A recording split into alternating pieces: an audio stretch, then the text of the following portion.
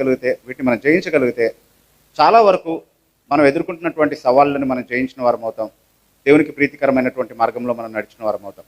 So ఏంటి ఆ ఆటంకాలు అని మనం ఆలోచిస్తే, మొట్టమొదటి ఆటంకాన్ని గురించి యేసుక్రీస్తు ప్రభువు మనకి మత్తయి సువార్త 22వ అధ్యాయము 29వ వచనంలో మనల్ని ఆ విషయంలో అప్రమత్తం చేస్తున్నాడు. ఒకసారి మనం చదువుదాము. మత్తయి సువార్త 22వ అధ్యాయము 29వ వచనం.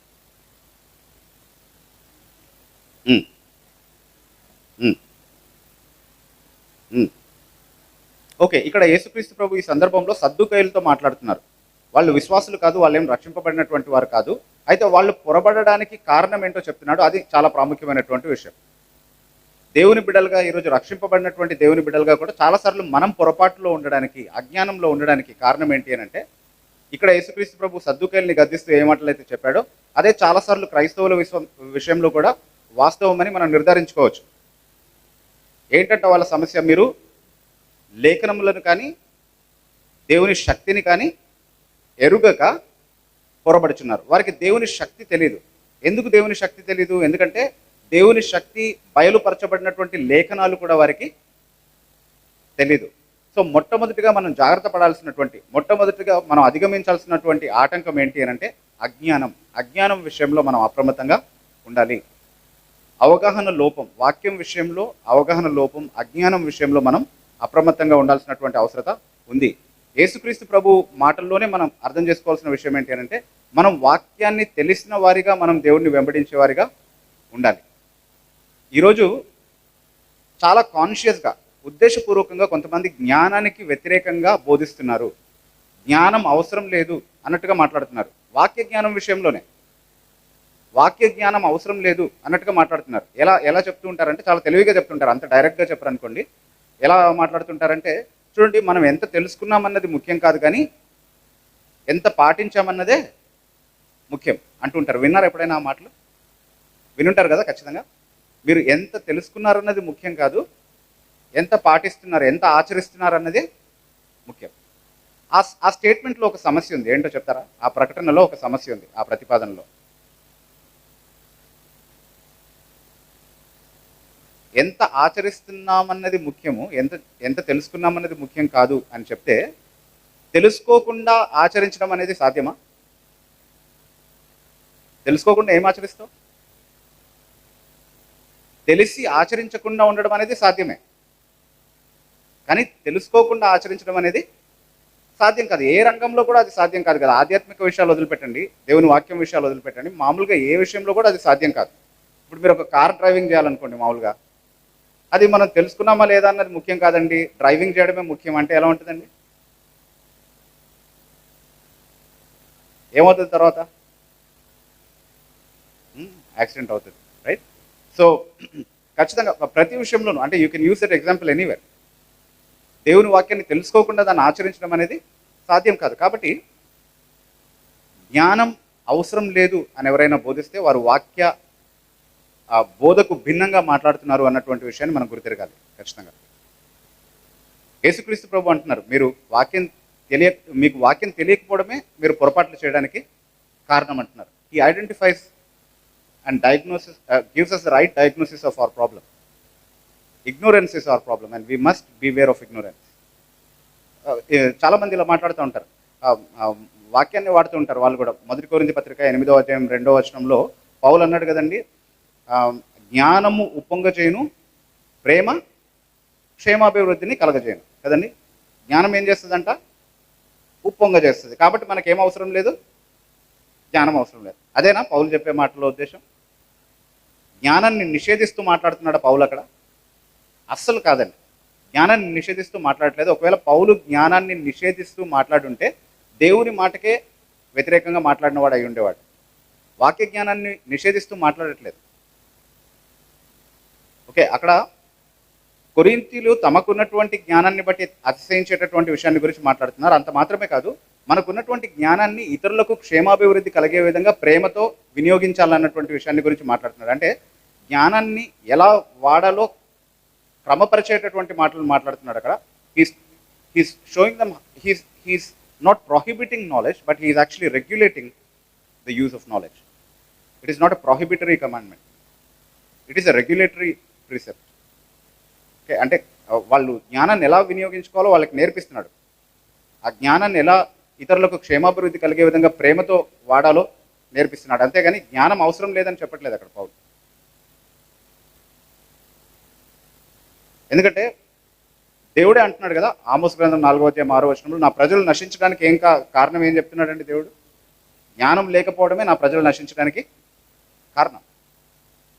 సో మనం అజ్ఞానులుగా ఉండకుండా అజ్ఞానం విషయంలో మనం ఖచ్చితంగా అప్రమత్తంగా ఉండాలి అనేది మనం అర్థం చేసుకోవాలి. ఇంకొంతమంది ఏమంటుంటారంటే, బ్రదర్ మనం ఎంత ఎంత తక్కువ తెలుసుకుంటే అంత మంచిది బ్రదర్, ఎందుకంటే ఎంత ఎక్కువ తెలుసుకుంటే అంత ఎక్కువగా లెక్క అప్పచెప్పుకోవాలి. The more you know the more you are accountable. So ignorance is bliss.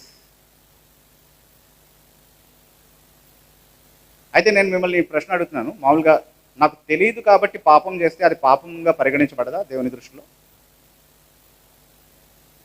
ఖచ్చితంగా పాపం పాపమే. తెలిసి చేసినా తెలియకుండా చేసినా పాపం పాపమే. తెలుసుకోవాల్సినటువంటి బాధ్యత నాకుందా లేదా? ఉంది ఖచ్చితంగా. సో తెలుసుకోకపోవడం అనేది ఫస్ట్ పాపం, తెలుసుకోకుండా చేసింది ఇంకొక పాపం. దాన్ని దేవుడు ఖచ్చితంగా పాపంగానే పరిగణిస్తున్నాడు. ఇప్పుడు మన పాత నిబంధనలో లేవీకాండం 5వ అధ్యాయం 17వ వచనంలో అనేక బలి అర్పణల గురించి మాట్లాడుతూ తెలియకుండా చేసినటువంటి తప్పుల విషయంలో కూడా ఒక బలి అర్పణని దేవుడు కోరాడు. అంటే దేవుని ఉద్దేశంలో తెలియకుండా చేస్తే పాపంగా పరిగణించబడిందా లేదా? అది ఖచ్చితంగా అది పాపమే. అది ప్రాయశ్చిత్తం జరగాల్సినటువంటి పాపంగానే పరిగణించాడు దేవుడు దాన్ని. కాబట్టి అజ్ఞానంలో చేసినంత మాత్రాన నేను తప్పించుకోగలను అనుకోవడానికి వీల్లేదు. There is no excuse. Ignorance of law is not an excuse. ఈరోజు నేను ఎవరినో చంపేసి వాళ్ళు నన్ను పట్టుకోవడానికి వచ్చినప్పుడు, లేదండి నాకు ఇక్కడ చంపడం నేరం అని తెలియదండి ఈ దేశంలో అని అంటే విడిచిపెట్టేస్తారా? No, you should have known the law being a citizen of this country, right? So so the primary point here is అజ్ఞానం విషయంలో మనం అప్రమత్తంగా ఉండాలి. చూడండి, లూకాసు వార్త 12వ అధ్యాయంలో 47, 48, 49 ఆ వాక్య భాగం మనం చదివినప్పుడు అక్కడ ఇద్దరు దాసుల గురించి మాట్లాడుతున్నాడు యేసుక్రీస్తు ప్రభు. ఒక దాసుడేమో తన యజమాని చిత్తాన్ని ఎరిగి ఉండి కూడా దాన్ని చేయలేదు, కాబట్టి అతనికి ఎన్ని దెబ్బలు పడతాయంట? అనేక దెబ్బలు తింటాడు వాడు. ఓకే, ఇంకొక దాసుడు ఉన్నాడు, వాడికి యజమాని చిత్తం ఏంటో తెలీదు, కాబట్టి వాడిని వదిలేశాడా యజమాని? అరే పాపం వాడికి తెలియదులే, వాడి తప్పేముందిలే అనుకున్నాడా? లేదు. వాడికి ఎన్ని దెబ్బలు తగులుతాయంట? తక్కువ దెబ్బలు. అంటే ఎక్కువ దెబ్బలు తిన్నవాడితో పోల్చుకుంటే వీడికి తక్కువ దెబ్బలు. కానీ దేవుని చేతిలో ఒక్క దెబ్బ అయినా తినడం మంచిదేనా? మంచిది కాదు. Okay, we should always be careful to please hour master in all things. ఆయన చిత్తం ఎరిగిన వారిగా మనం ఆయన చిత్తాన్ని చేసేవారిగా ఉండాలి. అజ్ఞానంలో ఉండడం అనేది ఆయన ఉద్దేశం కాదు. సో అజ్ఞానం విషయంలో అప్రమత్తంగా ఉండాలి అన్నది మొదటి విషయం. సో మనం క్రైస్తవులుగా అనేక పొరపాట్లు చేయడానికి కారణం ఏంటి అంటే వాక్య జ్ఞానం లేదు. ఈరోజు చాలాసార్లు క్రైస్తవులు వాక్యం చదువుతున్నారు, కానీ వాక్యంలో ఏముందో తెలుసుకోవాలి అనే ఉద్దేశంతో చదవట్లేదు. ఊరికనే ఆచారంలో భాగంగా చదువుతున్నారు. అంటే నేను క్రైస్తవుడిగా చిన్నప్పటి నుంచి నాకు తల్లిదండ్రులు నేర్పించారు, పొద్దునే లేవగానే ఒక అధ్యాయం చదవాలి, రాత్రి పడుకునే ముందు ఇంకొక అధ్యాయం చదవాలి. అలా చదవకపోతే మనసాక్షి ఏదో తొందర చేస్తూ ఉంటుంది కదా, ఈరోజు చేయాల్సిన పని ఏదో చేయలేదని తొందర చేస్తూ ఉంటుంది. ఎందుకు దాంతో గొడవ ఎందుకు? మనకి ఒక అధ్యాయం చదివేస్తే అయిపోతుంది కదా అని చెప్పి చదివేస్తారు. ఆ పని అయిపోతుంది. అమ్మయ్య ఈరోజు చాలా భక్తి ప్రదర్శించేసాను దేవుడి ముందు అనుకుంటాం మనం. కానీ దేవుడు ఇచ్చిన ఉద్దేశం ఏంటి? వాక్యం ఎందుకు ఇచ్చాడు? అలా ఆచారబద్ధంగా మనం చదివి భక్తి ప్రదర్శించమని చెప్పి ఇచ్చాడు వాక్యాన్ని? దాన్ని మనం తెలుసుకోవాలి, దాని ప్రకారం నడవాలనే ఉద్దేశంతో ఇచ్చాడు. సో దాన్ని అర్థం చేసుకునే విధంగా మనం చదవకపోతే, అది చాలామంది మిగతా మత గ్రంథాలు కూడా చదువుతూ ఉంటారు, వాళ్ళకి ఆ భాష కూడా అర్థం కాదు. అరబ్బీ భాషలో చదువుతూ ఉంటారు, కొన్ని మతాలకు సంబంధించినటువంటి వాళ్ళు సంస్కృత భాషలో చదువుతూ ఉంటారు. ఆ పదాలకు అర్థం కూడా తెలియదు, కానీ కేవలం లాంఛనప్రాయంగా అలా చదువుకుంటూ వెళ్ళిపోతారు.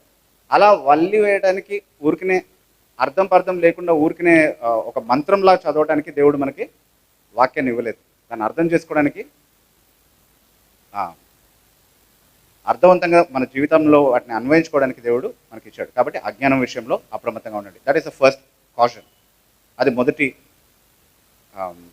హెచ్చరిక, లేదా దేవుడు మనకు చెప్తున్నటువంటి మొదటి జాగ్రత్త. అంటే జాగ్రత్తగా అప్రమత్తంగా ఉండాల్సినటువంటి మొదటి విషయం, మనం అధిగమించాల్సినటువంటి మొదటి ఆటంకం అది. ఓకే, నవ్వు రెండో విషయం ఏంటి, రెండో ప్రాముఖ్యమైనటువంటి విషయం, ఆ, రెండో పేతురు పత్రిక 3వ అధ్యాయము 15 నుండి 17 వరకు ఉన్నటువంటి వాక్య భాగాన్ని మనం గమనిస్తే, రెండో పేతురు పత్రిక 3వ అధ్యాయము 15 నుండి 17 వరకు ఉన్నటువంటి వాక్య భాగాన్ని గమనించినప్పుడు, అది ఎక్కువ ఉంది కాబట్టి నేను చెప్తాను అక్కడ ఉన్నటువంటి విషయం. I just give you the gist of what it says. అక్కడ పేతురు పౌలు రాసిన పత్రికల గురించి ప్రస్తావిస్తూ ఏమంటున్నాడంటే, పౌలు తనకి ఇవ్వబడినటువంటి జ్ఞానం చొప్పున అనేక విషయాలు మనకు రాశాడు, అవి అర్థం చేసుకోవడానికి కష్టతరంగా ఉన్నాయి అంటున్నాడు పేతురు. మనం కూడా పౌలు రాసిన పత్రికలు చదువుతూ ఉంటాం కదండి, ఎలా అనిపిస్తుందండి? అంత ఈజీగా అర్థమైపోతుందా? Of course there are easy portions, but అన్నీ ఈజీగా అర్థమైపోతాయా పౌలు రాసిన విషయాలు? లేదు, కష్టతరమైనటువంటి భాగాలు ఖచ్చితంగా ఉన్నాయి, లోతుగా అధ్యయనం చేయాల్సినటువంటి భాగాలు ఉన్నాయి. అయితే అక్కడ సమస్య ఏంటి అని అంటే, విద్యా విహీనులు అస్థిరులైనటువంటి వారు తక్కిన లేఖనాలని అపార్థం చేసుకుంటున్నట్లుగానే పౌలు మాటల్ని కూడా అపార్థం చేసుకుంటున్నారు.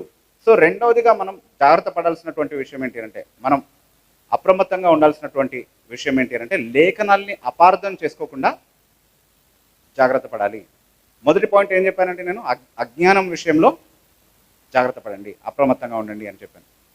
రెండో పాయింట్ ఏంటి అంటే, లేఖనాల్ని అపార్థం చేసుకోకుండా జాగ్రత్త పడాలి. ఇక్కడ మనం గమనించాల్సినటువంటి ఒక ముఖ్యమైన విషయం ఏంటి అంటే, వాళ్ళు లేఖనాల్ని అపార్థం చేసుకున్నారు, పౌలు మాటలను అపార్థం చేసుకున్నారు. అపార్థం చేసుకుంటే వాళ్ళు తప్పే ఉందండి, వాళ్ళకి తెలియదు కాబట్టి తెలియకుండా అపార్థం చేసుకుని ఉండొచ్చులే అని మనం అంటామేమో, కానీ దేవుడు అలా అనట్లేదు. పేతురు ద్వారా ఏం రాయించాడు? తమ స్వకీయ నాశనము కొరకే అపార్థం చేసుకుంటున్నారు. అంటే లేఖనాల్ని అపార్థం చేసుకోవడం ద్వారా ఏమొస్తుందండి? నాశనం వస్తుంది. లేఖనాలు ఏమి ఇవ్వడానికి ఉద్దేశించబడి దేవుడు ఇచ్చాడు? మనకి నిత్య జీవం ఇవ్వడానికి ఇచ్చాడు, రైట్? కానీ లేఖనాల్ని అపార్థం చేసుకుంటే ఆ లేఖనాలే మనల్ని విద్యా విహీనులని అస్థిరులైనటువంటి వారిని తీర్పు తీరుస్తుంది, అది నాశనానికే దారితీస్తుంది. అది లేఖనం తప్పు కాదు, అపార్థం చేసుకుంటున్నటువంటి మన తప్పు. ఎందుకంటే సరిగ్గా అర్థం చేసుకోవాల్సినటువంటి బాధ్యత మనకుంది. యేసుక్రీస్తు ప్రభు చెప్పాడు కదా, మత్తయి సువార్త 9వ అధ్యాయం 13వ వచనంలో, శాస్త్రులు పరిశీలనతో మాట్లాడుతూ ఒక మాట అంటున్నాడు. చదువుదామండి ఒకసారి, ఈ మాట చదవండి. చదవండి, అదే కరెక్ట్.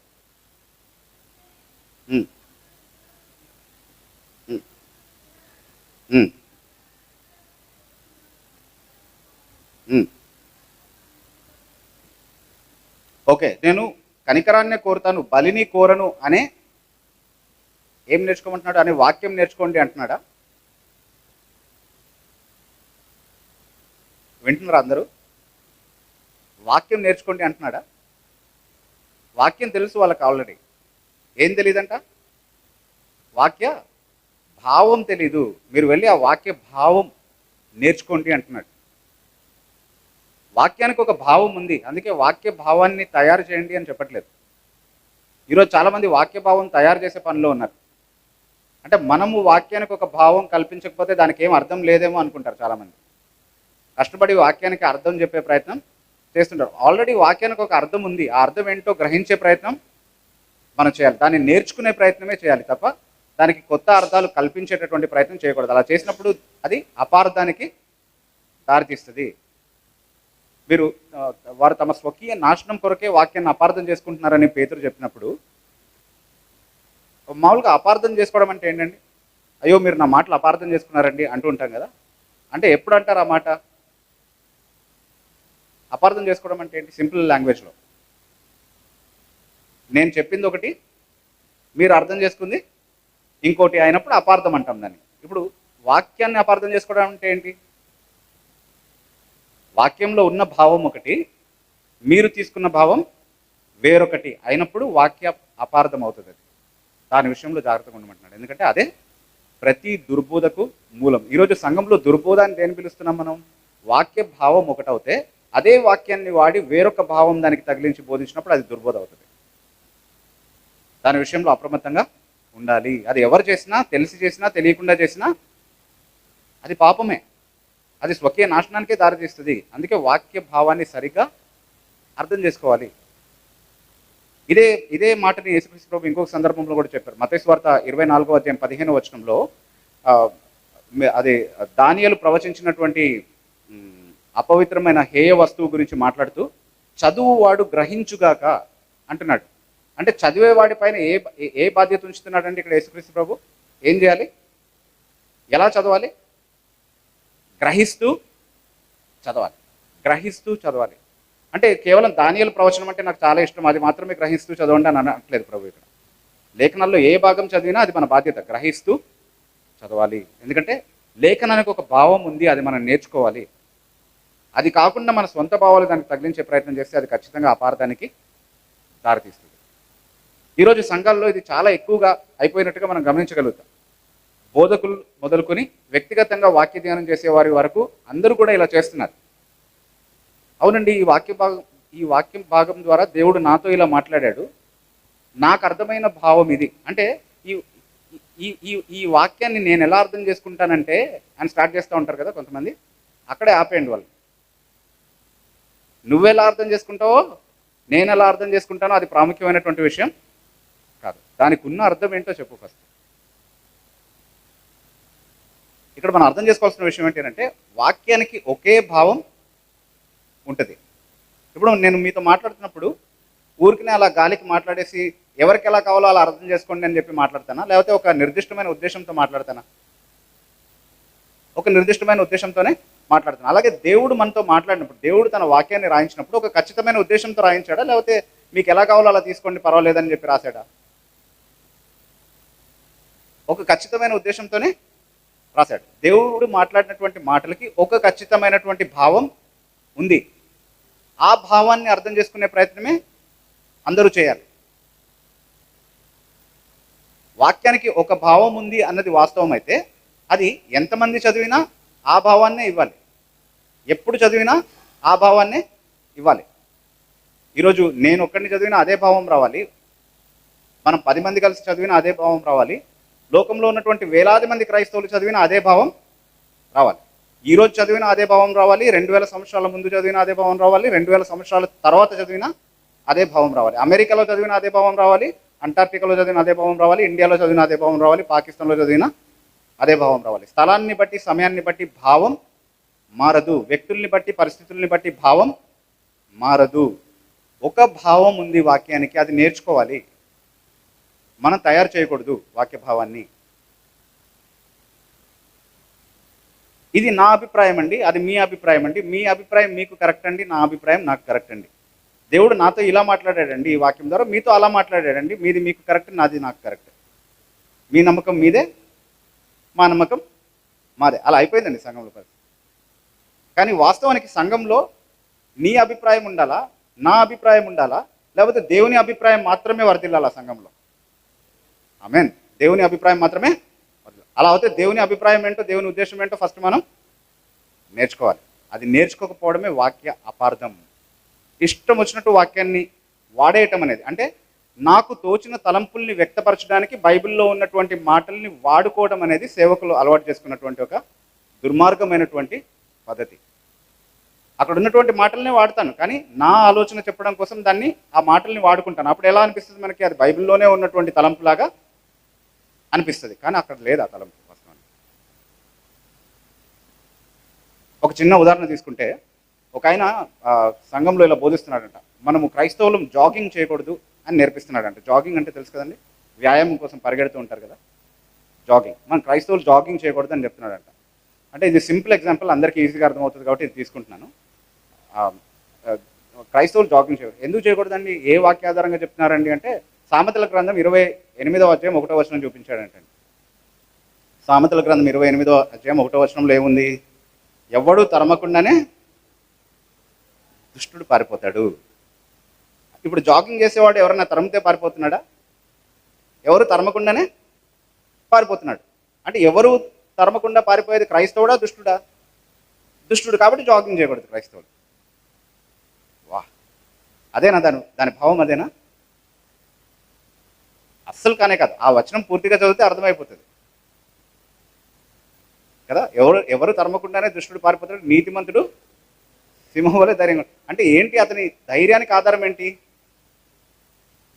నీతి. ఎందుకు పారిపోతున్నాడు? దుష్టత్వం చేశాడు కాబట్టి దొరికిపోతానేమో అని పారిపోతున్నాడు. నువ్వు ఊరికిన అలా చూస్తే చాలు, అతను ఒక అమ్ము నేను తెలిసిపోయిందా, ఇది తెలిసిపోయిందా అనుకుంటూ ఉంటాడు కదా. ఎవరు తరమక్కర్లేదు, వాడి మనసాక్షే తరుముతూ ఉంటుంది వాడిని. ఓకే, అది కదా కాంటెక్స్ట్. దాన్ని పక్కన పెట్టేసి దాన్ని జాగింగ్కి ఎలా అప్లై చేస్తావు నువ్వు? అంటే నీ మనసులో ఉన్న ఆలోచన చెప్పడానికి బైబిల్లో ఉన్నటువంటి ఏదో ఒక వాక్యాన్ని వాడుకోవాలన్నమాట. ఈ పద్ధతిలో చాలామంది బోధిస్తున్నారు బోధకులు. అనేక సంఘాల్లో ఉన్నటువంటి బోధలు ఇలాగే ఉన్నాయి. దాన్ని మనం వివేచించగలిగేటటువంటి స్థాయికి ఎదగాలి. వాక్య భావం ఒకటే, దాన్ని మనం అర్థం చేసుకోవాలి. దేవుడు రాయించినప్పుడు ఏ ఉద్దేశంతో దాన్ని రాయించాడో ఆ ఉద్దేశాన్ని మనం నేర్చుకోవాలి, ఆ భావాన్ని మనం నేర్చుకోవాలి. దాన్ని తప్పిపోయినప్పుడు అది వాక్య అపార్థం అవుతుంది. యేసుక్రీస్తు ప్రభు వాక్య భావం నేర్చుకోమన్నాడు. అపోస్తలుడైన పేతురు ద్వారా మనకి ఇచ్చిన హెచ్చరిక ఏంటి అని అంటే, వాక్య అపార్థం మన స్వకీయ నాశనానికే దారితీస్తుంది. కాబట్టి వాక్య అపార్థం విషయంలో అప్రమత్తంగా ఉండండి. అది రెండో ప్రాముఖ్యమైనటువంటి హెచ్చరిక. మూడో ప్రాముఖ్యమైనటువంటి ఆటంకం చూడండి, మనం దేవుని మార్గంలో నడవకుండా మనల్ని ఆటంకపరిచేటటువంటి మూడవ ప్రాముఖ్యమైనటువంటి ఆటంకం ఏంటి అని అంటే, హెబ్రీలకు రాసిన పత్రిక 3వ అధ్యాయము 12వ వచనం ఒకసారి చదవండి. హెబ్రీలకు రాసిన పత్రిక 3వ అధ్యాయము 12వ వచనం.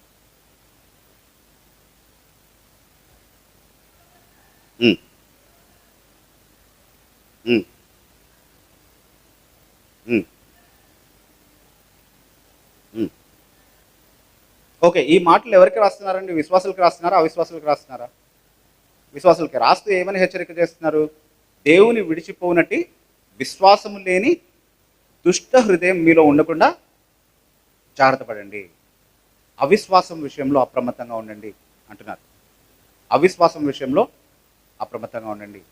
అదేంటండి, మేము విశ్వాసులం కదా, ఇది అవిశ్వాసులకు చెప్పాల్సినటువంటి మాట కదా అంటే, కాదండి, ఇది విశ్వాసులకే హెచ్చరికగా చెప్పబడింది. కాబట్టి విశ్వాసులే, మనం విశ్వాసంలో ఉన్నామో లేదో మనల్ని మనం పరీక్షించుకోవాల్సినటువంటి అవసరత ఖచ్చితంగా ఉంది. అయితే దేవుని మాట పైన అపనమ్మిక కలగజేయడం అనేది సాతాను మొదటి నుంచి కూడా వాడుతూ వచ్చినటువంటి ఒక యుక్తి, లేకపోతే ఒక స్ట్రాటజీ అన్నమాట. ఆయుధం, కరెక్ట్గా చెప్పారు. మొదటి నుంచి కూడా అంటే వాక్యం విషయంలో, మనం వాక్యాన్ని గురించి మాట్లాడుతూ ఉన్నాము. వాక్యం విషయంలో, అజ్ఞానం విషయంలో అజ్ఞానులుగా ఉండకుండా అప్రమత్తంగా ఉండండి. అపార్థం చేసుకోకుండా జాగ్రత్త పడండి. అలాగే వాక్యం విషయంలో, దేవుని వాక్యం విషయంలో అపనమ్మిక కలగడం ద్వారానే దేవుని విడిచిపోనట్టి దుష్ట హృదయం మనలో కలుగుతుంది. అందుకే మొదటి నుంచి కూడా వాక్యం పైనే అపవాది దాడి చేస్తూ ఉన్నాడు. కాబట్టి వాక్యం పైన మన విశ్వాసంలో మనం దృఢంగా ఉండాలి, స్థిరంగా ఉండాలి అనేది వాక్యం మనకు బోధించేటటువంటి హెచ్చరిక. మనం చూడండి, మొదటి పతనాన్ని గురించి మనం ఒకసారి ఆలోచిస్తే, ఆదాము అవ్వలు పాపం చేసినటువంటి సందర్భాన్ని గురించి మనం ఆలోచిస్తే, మొదట సర్పం వచ్చి ఏమని మాట్లాడాడు, అవ్వతో ఏమని ప్రశ్నించాడు? ఇది నిజం. ఏది నిజమా? దేవుని వాక్యం నిజమా? దేవుని వాక్యం నిజమా అనే అనుమానపు బీజాన్ని మొదట అవ్వలో నాటే ప్రయత్నం చేశాడు. దేవుడు ఏమన్నాడు అవ్వతో, లేకపోతే ఆదాముతో? మీరు పండు తిన్న దినమున నిశ్చయంగా చచ్చెదరు. ఇది నిజమా అని అడిగాడు. అవును, నిజమే అన్నది అవ్వ. అప్పుడు దేవుని వాక్యానికి నేరుగా వ్యతిరేకమైనటువంటి ఇంకొక ప్రతిపాదన చేశాడు సాతాను. ఏమన్నాడు? మీరు చావనే చావరు. ఇప్పుడు అవ్వ ముందు రెండు ప్రత్యామ్నాయాలు ఉన్నాయి. దేవుడు చెప్పినటువంటి మాట ఏంటి? మీరు నిశ్చయంగా చస్తారు. సర్పం చెప్పినటువంటి మాట చావనే చావరు. ఇప్పుడు అవ్వ ముందు రెండు ప్రత్యామ్నాయాలు ఉన్నాయి. దేవుని మాట పైన విశ్వాసం ఉంచి సాతాను మాటను తిరస్కరించాలి, లేదా సాతాను మాటను అంగీకరించి దేవుని మాట పైన అపనమ్మిక చూపించాలి. అవ్వ ఏం ఎంచుకుందండి ఇక్కడ? సాతాను మాటలనే ఎన్నుకుంది, దేవుని మాట పైన అవిశ్వాసం చూపించింది. ఆ అవిశ్వాసమే మన మొదటి పతనానికి కారణమైంది. అప్పటి నుంచి ఇప్పటి వరకు కూడా దేవుని వాక్యం పైన వాడు చేసేటటువంటి దాడి కొనసాగుతూనే ఉంది. అందుకే యేసుక్రీస్తు ప్రభువును శోధించినప్పుడు కూడా ఇదే స్ట్రాటజీని వాడు ఫాలో అయినట్టుగా మనం చూస్తూ ఉన్నాం. యేసుక్రీస్తు ప్రభు ఉపవాసం ఉన్న తర్వాత 40 రాత్రింబగలు ఉపవాసం ఉన్న తర్వాత వచ్చి ఏమన్నాడు? ఈ రాళ్లను రొట్టెలుగా చేసుకొని తినమన్నాడు. అసలు దాన్ని శోధన అని ఎందుకు పిలుస్తున్నాం మనం? ఎందుకు శోధన అయింది అది? In what way is it a temptation? నాకు రాళ్ళని రొట్టెలుగా చేసుకొని తినే సామర్థ్యం ఉంటే అలా చేసుకొని తినకూడదా? అందులో ఏమైనా తప్పు ఉందా? ఉపవాసం కూడా అయిపోయింది కదా, ఆకలి వేస్తుంది, ఉపవాసం అయిపోయింది, చేసుకొని తినే సామర్థ్యం ఉంది, రాళ్ళు ఉన్నాయి సమృద్ధిగా, వాటిని చక్కగా రొట్టెలు చేసుకొని తినే సామర్థ్యం నాకు ఉంది, మరి ఎందుకు చేసుకోకూడదు? ఎందుకు చేసుకోకూడదు అని అంటే, అది వాక్యం పైన అపనమ్మిక చూపించే విధంగా ఆ శోధన ప్రతిపాదించబడింది. మనం జాగ్రత్తగా గమనిస్తే వాడు ఏమంటున్నాడు, నీవు దేవుని కుమారుడవైతే ఈ రాళ్లను రొట్టెలుగా చేసుకోండి. 40 రోజుల ముందు, సరిగ్గా 40 రోజుల ముందు బాప్తిస్మము తీసుకుని నీటి నుండి బయటకు వచ్చేటప్పుడు ఒక స్వరం వినపడింది. ఏమని? ఈయన నా ప్రియ కుమారుడు, ఈయన యందు నేను అని. ఇప్పుడు దేనిపైన అవిశ్వాసం పుట్టించే ప్రయత్నం చేస్తున్నాడు సాతాను? దేవుడు చేసినటువంటి ఆ ప్రతిపాదన లేదా ఆ ప్రకటన, దేవుడు చేసినటువంటి ఆ గొప్ప ప్రకటన మీద అపనమ్మిక పుట్టించేటటువంటి ప్రయత్నం చేస్తున్నాడు యేసుక్రీస్తు ప్రభు విషయంలో. అక్కడ అది వర్కౌట్ అవ్వదు అనుకోండి, అది వేరే విషయం. ఓకే, కానీ స్ట్రాటజీ అయితే అదే కదా. ఆదాం దగ్గర, అవ్వ దగ్గర ఏ స్ట్రాటజీ అయితే వాడాడో అదే చూస్తున్నామా ఇక్కడ. Same strategy. He's trying to attack the word of God. దేవుని వాక్యం పైన దాడి చేసేటటువంటి ప్రయత్నం చేస్తున్నాడు. యేసుక్రీస్తు ప్రభు జయించాడు ఆ శోధనని. అయితే ఈరోజు కూడా అదే కుయుక్తిని అపవాది వాడుతున్నాడు. దేవుని వాక్యం పైన అపనమ్మిక పుట్టించేటటువంటి ప్రయత్నం చేస్తున్నాడు. అందుకే మనము అపవాది వేసే అగ్ని బాణాలని దేనితో ఎదుర్కోమన్నాడు? విశ్వాసపు ఢాలుతో ఎదుర్కోమన్నాడు కదా. అంటే మన సర్వాంగ కవచం గురించి మాట్లాడుతున్నాడు ఎఫెసీ పత్రిక 6వ అధ్యాయంలో. ఆ సర్వాంగ కవచంలో ఉన్నటువంటి అనేక భాగాల గురించి మనం ధ్యానిస్తున్నప్పుడు ఆ అపవాది వేస్తున్నటువంటి అగ్ని బాణాలని విశ్వాసపు డాలుతో ఎదుర్కోమన్నాడు. ఇప్పుడు మనం వాడేటటువంటి డాలు విశ్వాసపు డాలు అయితే అపవాది వేస్తున్నటువంటి అగ్ని బాణాలు ఏమై ఉండాలి? అవిశ్వాసపు, అనుమానపు అగ్ని బాణాలు అయి ఉండాలి. అందుకే విశ్వాసపు డాలును వాడి దాన్ని ఎదుర్కోమని మనకు హెచ్చరిక చేస్తూ ఉన్నాడు. మనము ఈరోజు వాక్యం పైన చూసేటటువంటి అనేక విధాలైనటువంటి దాడుల్ని మనం ఒకవేళ పరిగణలోకి తీసుకుంటే, క్రైస్తవేతరులైనటువంటి వారు, హిందూ క్రైస్తవ వ్యతిరేకులైనటువంటి హిందువులు కావచ్చు, అందరి గురించి మాట్లాడట్లేదు. క్రైస్తవ వ్యతిరేకులైనటువంటి హిందూ మతోన్మాదులు అయి ఉండొచ్చు, లేకపోతే ఇస్లాం దావా ప్రచారకులు అయి ఉండొచ్చు, లేకపోతే నాస్తికులు కావచ్చు. ఈ మధ్య ఇంకా దారుణమైనటువంటి విషయం ఏంటంటే, క్రైస్తవంలో ఉన్న కొంతమందే బైబిల్ పైన అపనమ్మిక పుట్టించగలిగేటటువంటి మాటలు మాట్లాడుతున్నారు. బైబిల్లో తప్పులు ఉంటాయి, బైబిల్లో అనవసరమైనటువంటి విషయాలు ఉన్నాయి, బైబిల్లో మనం పట్టించుకోకూడనటువంటి విషయాలు ఉన్నాయి అని క్రైస్తవులే చెప్తున్నారు.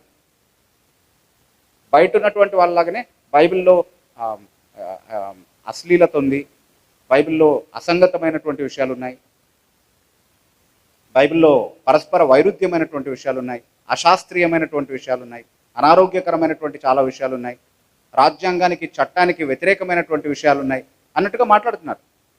ఇవన్నీ కూడా ఇది నిజమా అని ఆ రోజు సాతాను పలికినటువంటి అవే మాటలకి పర్యాయ పదాలుగా మనం అర్థం చేసుకోవాలి.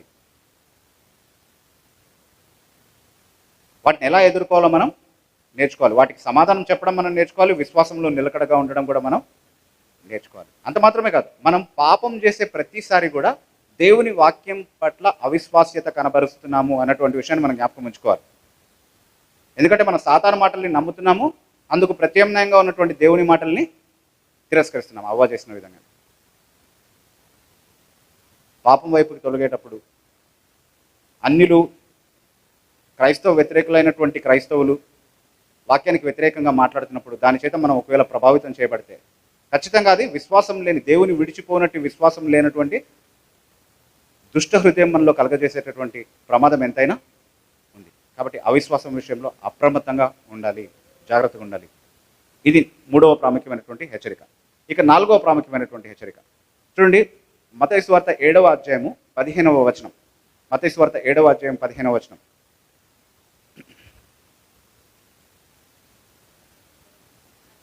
అబద్ధ ప్రవక్తలను గురించి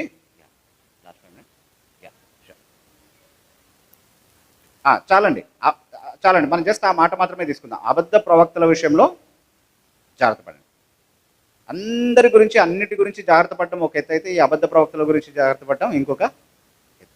ఎందుకంటే వాళ్ళు యేసునామంలో వస్తారు, బైబిల్ పట్టుకొని వస్తారు, దేవుడు నాకు అది చెప్పాడు ఇది చెప్పాడు అని చెప్పి మోసగించడానికి వస్తారు, కానీ వాక్య విరుద్ధమైనటువంటి సిద్ధాంతాలతో, ఆలోచనలతో వస్తారు. కాబట్టి అబద్ధ ప్రవక్తల విషయంలో జాగ్రత్త పడండి. అందుకే వాళ్ళు గొర్రె చర్మము వేసుకొని వస్తారు, కానీ లోపల ఏంటంటే వాళ్ళు తోడేళ్ళు. బయటికి చూడడానికి మనోళ్ళే, అంతా మనోళ్ళే. Praise the lord brother batch. మేము త్రిత్వాన్నే నమ్ముతామండి, మేము జన్మపాపం నమ్ముతాము, మేము యేసుక్రీస్తు దేవుడనే నమ్ముతాం. మేము అసలు రక్షణ యేసుక్రీస్తు రక్తం ద్వారా ఇంకా దేని ద్వారా రాదు తెలుసా మీకు అని మాట్లాడతారు.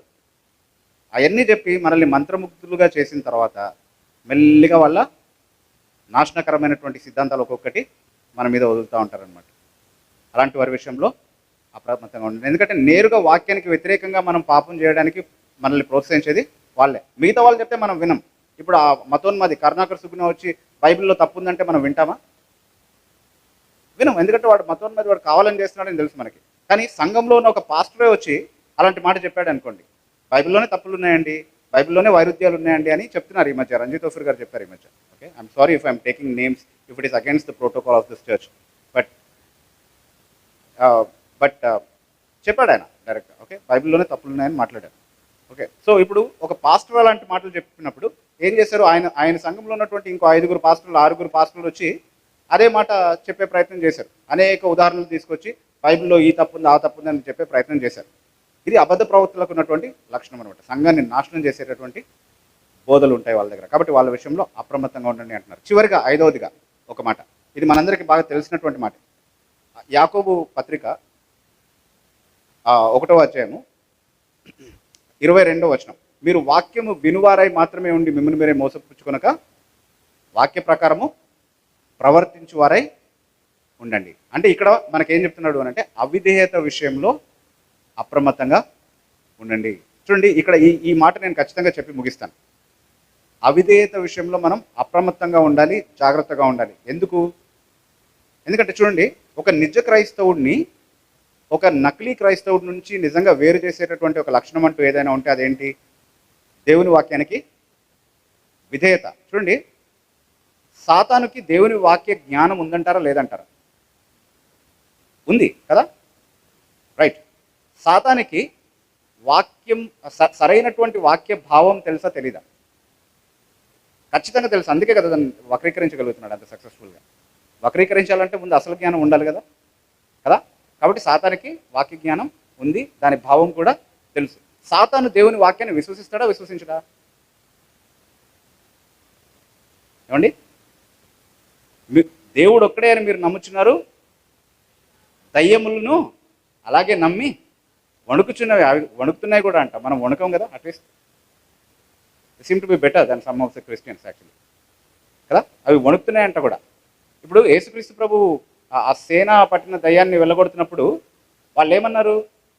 మా సమయం కంటే ముందు మమ్మల్ని నాశనం చేయడానికి వచ్చావా అని అడుగుతున్నా. అంటే అవి నాశనం చేయబడేటటువంటి ఒక తీర్పు దినం ఉందని విశ్వసించాయా లేదా దయ్యాలు?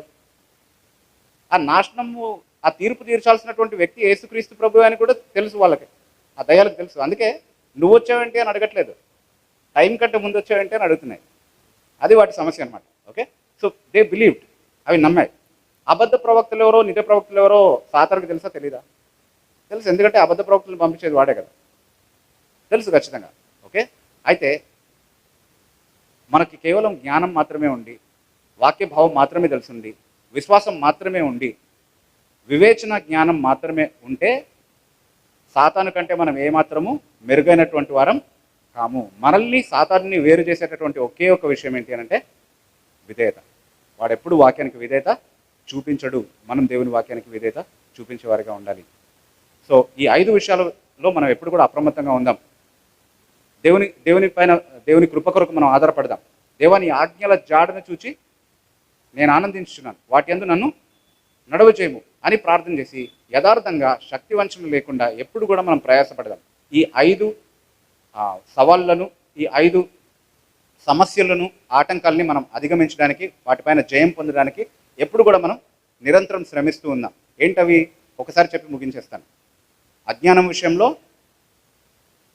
అపార్థం విషయంలో, అవిశ్వాసం విషయంలో, అబద్ధ ప్రవక్తల విషయంలో, అవిధేయత విషయంలో, అన్నీ ఆతోనే ప్రారంభమయ్యాయి. సో గుర్తుపెట్టుకోండి, అజ్ఞానం, అపార్థం, అవిశ్వాసం, అబద్ధ ప్రవక్తలు, అపార్థం విషయంలో 6వదిగా ఇంకొక కలపాలంటే వాటి విషయంలో అప్రమత్తంగా ఉండండి. అలా ఉండగలిగిన కృప దేవుడు మనందరికీ అనుగ్రహించుగాక. దేవుడు తన వాక్యాన్ని దీవించుగాక.